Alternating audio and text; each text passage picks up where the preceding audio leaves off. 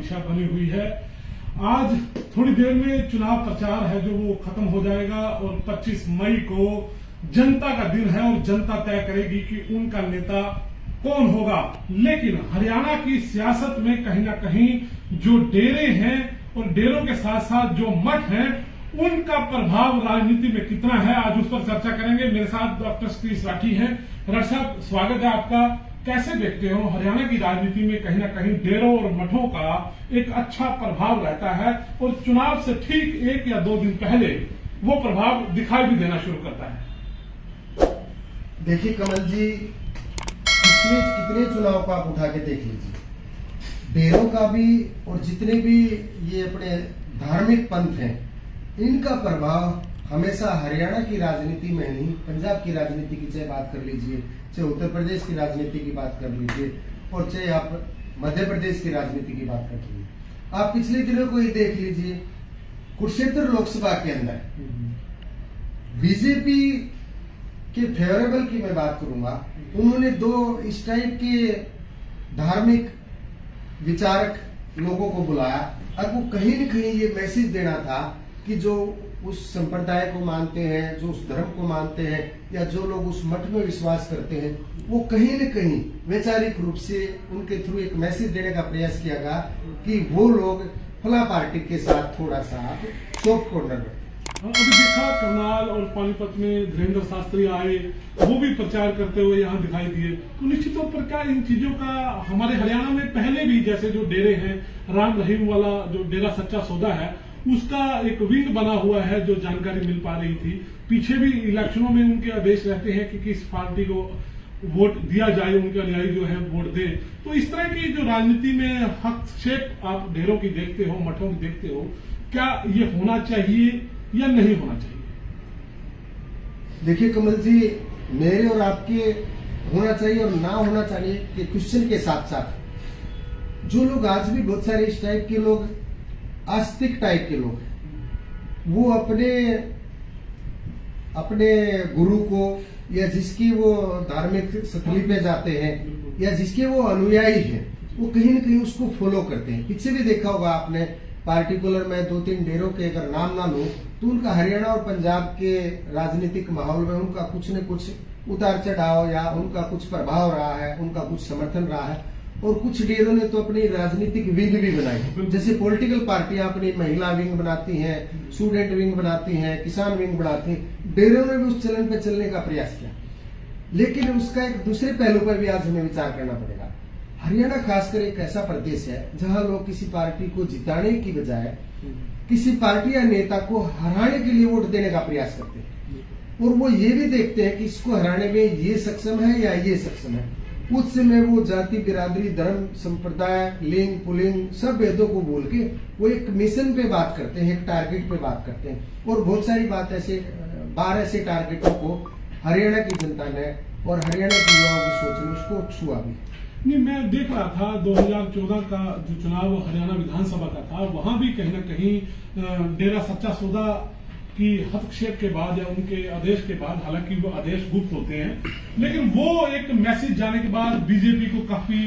Hype मिली थी। तो वो जो नजारा था हमने देखा, जो बीजेपी के उम्मीदवार थे वो तीसरे नंबर पर दिखाई दे रहे थे। जैसे ही ये सारी चीजें हस्तक्षेप हुआ राजनीति के अंदर डेरों का, तो उसके बाद रिजल्ट जो थे वो कुछ और निकल के सामने आए। तो इस तरह की जो संतों की या मैं कहूँ मठों की, रोहतक के अंदर आप देख लीजिए, बाबा अपना मस्तनाथ का जो मठ है, एक पुरी वालों का है, मतलब बहुत से डेरे, बाबा पुरी। तो मतलब ऐसे डेरे हैं, उनके हस्तक्षेप कितना वाजिब मानते हैं आप? ये चीज मैं जानना चाहता हूँ। आप ये कहना चाहते हैं कि उनका कितना प्रभाव है, वो अपने प्रभाव में कहां तक सफल हो सकते हैं? देखो, पिछले चुनाव की जब मैं बात करूं तो पूरे हरियाणा में जो 10 के आसपास प्रमुख से डेरे हैं, प्रमुख से मठ हैं, उनका कहीं न कहीं कुछ सीटों पर प्रभाव उनका रहा है। लेकिन इस लोकसभा की मैं बात करूं तो मुझे थोड़ा सा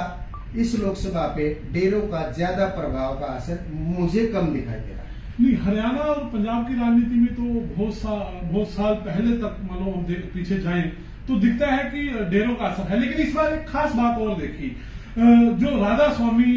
जो व्यास है, उनके जो संत है वहां के गुरविंदर जी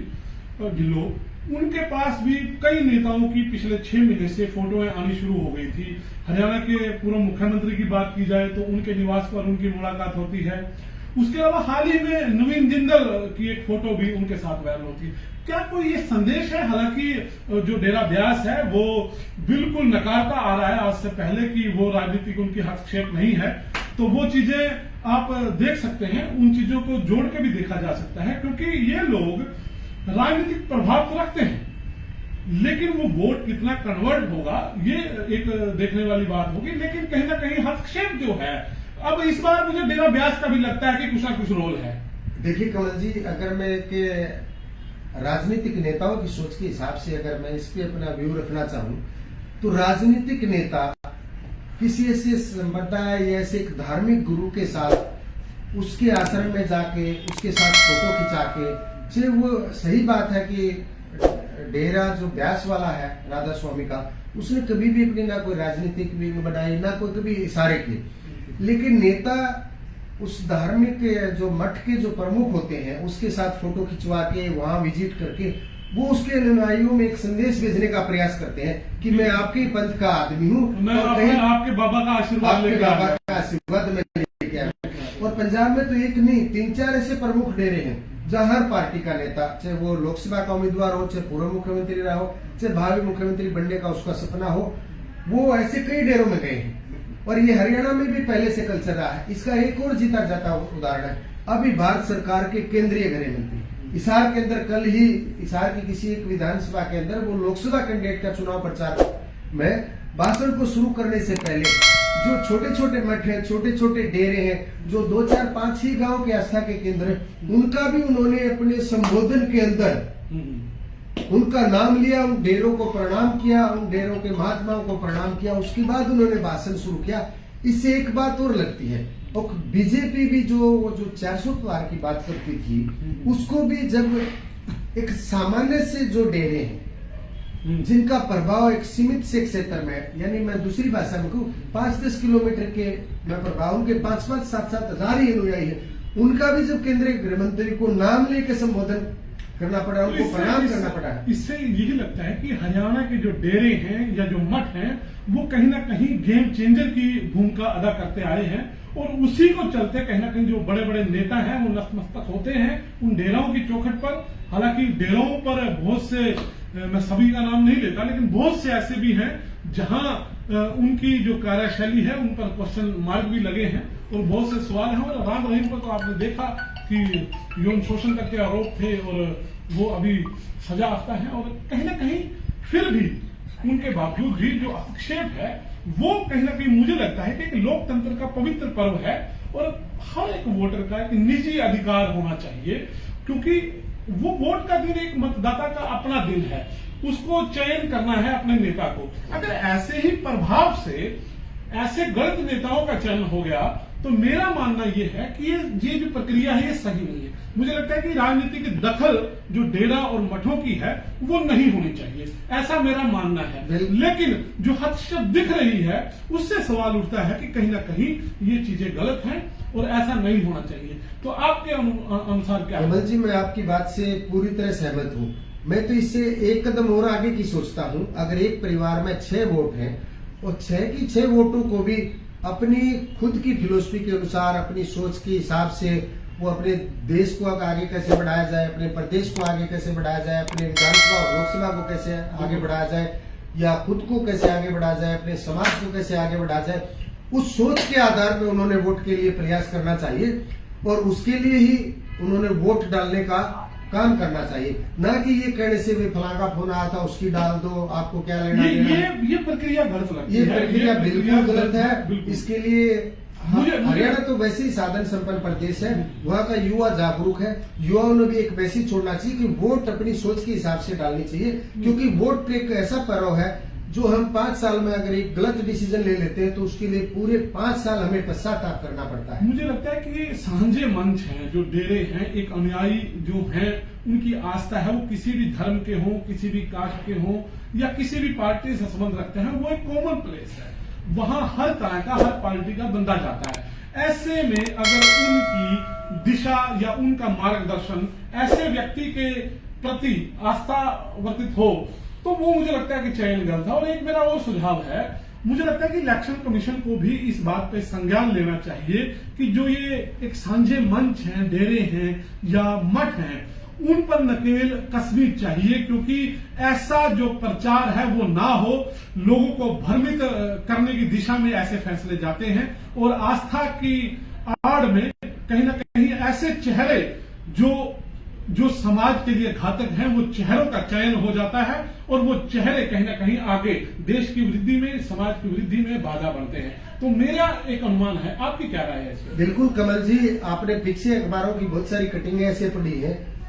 इन भावनाओं में बह के एक दूसरे के कहने सुनने से या जाति बिरादरी के हिसाब से, अगड़े पिछड़े के हिसाब से या धर्म संप्रदाय के हिसाब से हमने कई बार लोकसभा के अंदर, पूरे भारत के अंदर ऐसे सांसद बन के आ जाते हैं, पूरे 5 साल में अगर उनके ट्रैक रिकॉर्ड को निकालने का प्रयास किया जाता है तो वो एक उनको जितना अपने क्षेत्र के विकास के लिए जो पैसा मिलता है उसका भी वो सही से सदुपयोग नहीं कर पाते। वो अपने क्षेत्र की समस्याओं को लोकसभा के अंदर संपूर्ण रूप से नहीं उठा पाते। मेरा इसमें ऐसा मानना है, मेरा पर्सनली भी हरियाणा के तमाम मतदाताओं से एक नम्र निवेदन है कि अपना नेता चुनने से पहले, अपना वोट डालने से पहले ये बात जरूर देख लेना, आपको ऐसा नेता चुनना है जो आपकी आवाज को, आपके क्षेत्र की आवाज को, आपके प्रदेश की आवाज को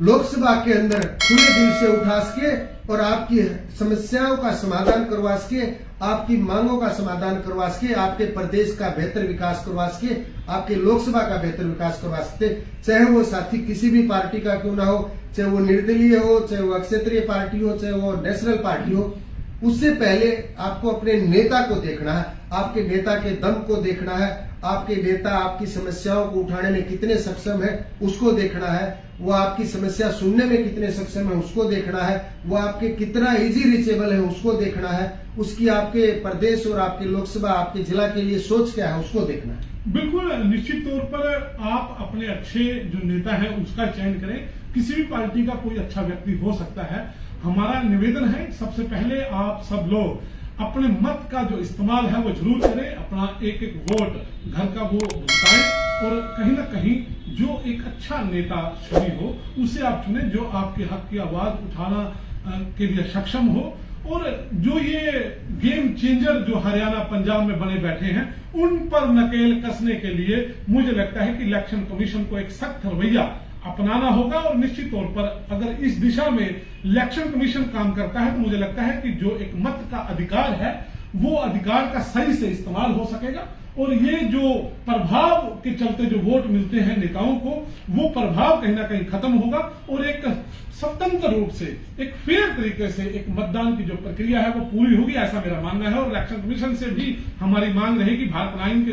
और हमारे जो जितने भी सोशल मीडिया प्लेटफॉर्म हैं उनके माध्यम से, कि इलेक्शन कमीशन इसकी ओर संज्ञान ले। और ये बड़ा महत्वपूर्ण विषय है। आज कहीं ना कहीं मुझे लगता है कि जो हमारा मत है उस पर कहीं ना कहीं एक प्रभाव की स्थिति में ऐसे डेरे और ऐसे मठ हैं उस पर नकेल कसी जानी बहुत जरूरी है। और आप भी क्या सोचते हो कि क्या ये डेरे का जो प्रभाव है, जो फतवे जारी होते हैं, ये जारी होने चाहिए या नहीं होने चाहिए? आप अपने मत का इस्तेमाल सही तरीके से करें, ऐसी हमारी कामना है और उम्मीद भी यही है कि आप अपने मत का प्रयोग करेंगे। और कमेंट में जरूर बताइए कि क्या ये जो डेरे या जो गेम चेंजर जो हरियाणा, पंजाब, हिमाचल, एमपी में दिखते हैं उन पर नकेल कसनी चाहिए, इलेक्शन कमीशन को संज्ञान लेना चाहिए। राष्ट्र साहब हमारे साथ बने थे, बहुत धन्यवाद आपका। बहुत आपका भी कमल जी, और बहुत धन्यवाद। चर्चा हुई और निकल कर एक चीज सामने आई कि ये जो गेम चेंजर हैं इन पर नकेल कसनी चाहिए, इलेक्शन कमीशन को इस पर संज्ञान लेना चाहिए। कमेंट करके बताना, कमेंट करना कैसी लगी आपको ये चर्चा। नमस्कार।